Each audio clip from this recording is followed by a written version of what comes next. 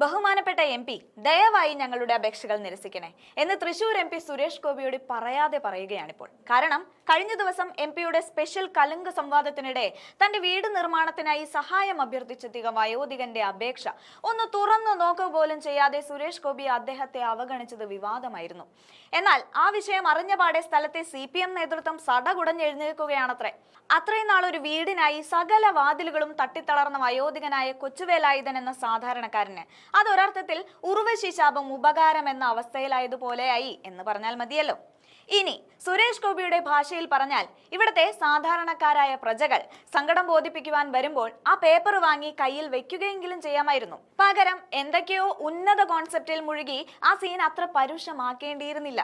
എന്തായാലും ബൂർഷയായ സുരേഷ് ഗോപി എറിഞ്ഞ വടിയെടുത്ത് അങ്ങേരെ തന്നെ അടിക്കുവാനായിട്ട് ആണെങ്കിൽ കൂടി ഒരാൾക്കൊരു കാര്യനിവൃത്തി ഉണ്ടായതിൽ നല്ലത് കാണുന്നവരുണ്ട്.